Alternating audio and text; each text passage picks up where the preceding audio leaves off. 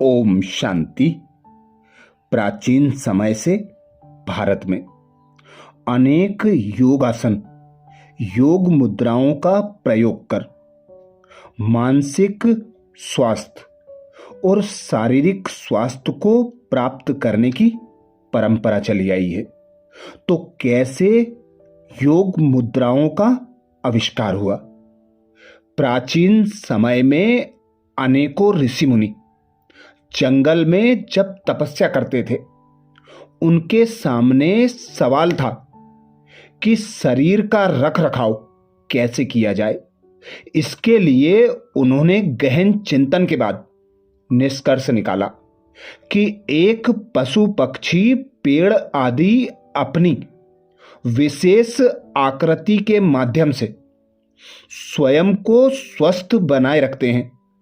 इसलिए सर्प को देखकर सर्पासन, मछली को देखकर मत्स्यासन, बगुले को देखकर बकासन, पर्वत को देखकर पर्वतासन, पेड़ को देखकर भी वृक्षासन इत्यादि अनेक प्रकार के आसनों का निर्माण किया।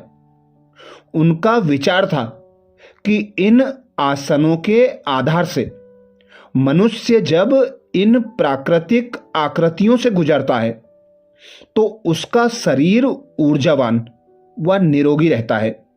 समय के साथ साथ अनुसंधान किया गया कि कौन से आसन शरीर के किस हिस्से पर असर डालते हैं और कौन से रोग ठीक होते हैं। इस प्रकार योग का वैज्ञानिक रूप प्रस्तुत हुआ। संपूर्ण विश्व में भारत की पहचान आध्यात्मिक योग गुरु के रूप में हो रही है, परंतु आध्यात्मिक योग के बारे में आज बिरले ही जानते हैं। योग शास्त्र में विभिन्न प्रकार के योग जैसे कि भौतिक योग, मानसिक योग, बौद्धिक योग एवं आध्यात्मिक योग इत्यादि का वर्णन है। आध्यात्मिक योग राजयोग ही है। इसका वर्णन प्राचीन ग्रंथ सर्वशास्त्रमय शिरोमणि श्रीमद् भगवत गीता में आता है। राजयोग की शिक्षा स्वयं निराकार परम पिता परमात्मा शिव ने इस धरा पर अवतरित होकर साकार माध्यम प्रजापिता ब्रह्मा के द्वारा दी। राजयोग से मनुष्य आत्मा की सुषुप्त शक्तियां जागृत होती हैं, जिससे बड़े से बड़े लक्ष्यों को भी बहुत आसानी से हासिल करके सफलता के सर्वोच्च शिखर पर पहुंचा जा सकता है। पंतजलि के अष्टांग योग के अंतिम 3 आयाम धारणा, ध्यान और समाधि भी राजयोग में ही समाहित है। आत्मा का परमात्मा से जुड़ना ही राजयोग है। राजयोग का संदेश यह है कि विश्व बाजार नहीं बल्कि एक परिवार है। भीतर मुड़कर अपने वास्तविक स्वरूप से जुड़ना ही राजयोग है। मनुष्य की असली पहचान इस देह से अलग देह को चलाने वाली एक चैतन्य शक्ति आत्मा के रूप में है, जिसे हम प्राण भी कहते हैं, शक्ति ऊर्जा भी कहते हैं, और हम सभी आत्माओं के पिता परमात्मा निराकार शिव हैं।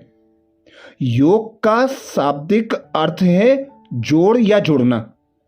आत्मा का परमात्मा से जुड़ना ही राजयोग कहलाता है।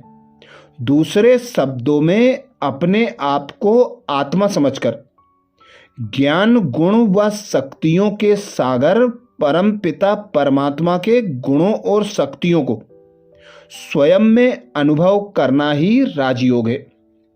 विश्व स्वास्थ्य संघ की एक रिपोर्ट के अनुसार आज 90% बीमारियां मनोकायिक हैं, अर्थात मानसिक हैं। राजयोग से मनुष्य का मन शांत, स्वस्थ और मजबूत बनता है, जिससे कि तन को स्वस्थ रखने में भी मदद मिलती है।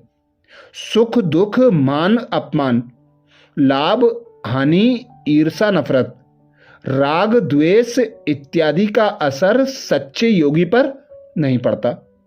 भयंकर से भयंकर परिस्थिति भी सच्चे योगी को तिल भर भी हिला नहीं सकती।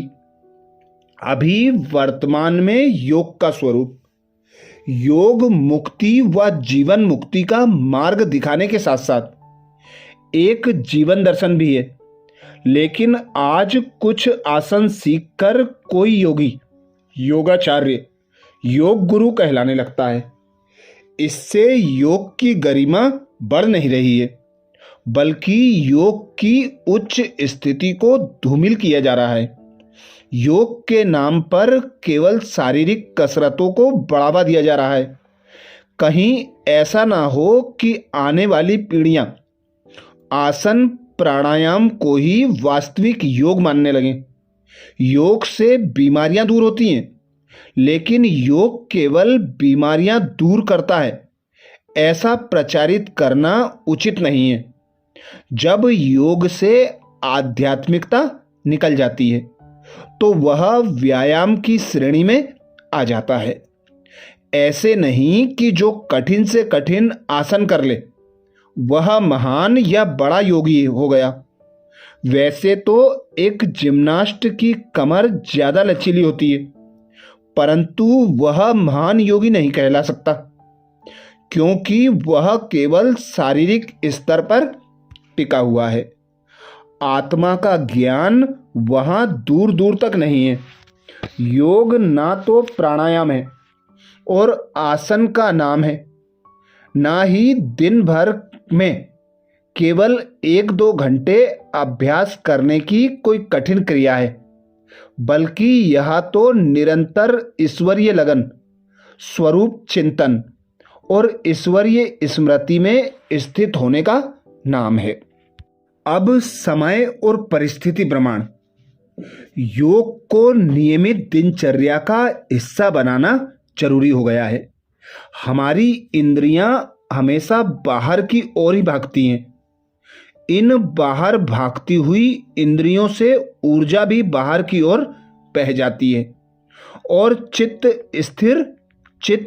अस्थिर रहता है। सभी ज्ञानेंद्रियों और कर्मेंद्रियों को अपने नियंत्रण में करना, यह राजयोग की उच्चतम अवस्थाओं में से एक है, जिससे सच्चा सुख शांति व अच्छा स्वास्थ्य प्राप्त किया जा सकता है। राजयोग वास्तव में एक दिन का इवेंट नहीं है। अंतर्राष्ट्रीय योग दिवस के अवसर पर हमें संकल्प लेना चाहिए कि हम राजयोग को खाने और सोने की तरह ही अपनी दिनचर्या का हिस्सा बनाएं। उसके बाद जीवन का प्रत्येक दिन उत्सव बन जाएगा। हमारे जीवन जीने की कला बदल जाएगी। हमारी असफलता सफलताओं में बदल जाएगी। हमारे रोग स्वास्थ्य में बदल जाएंगे।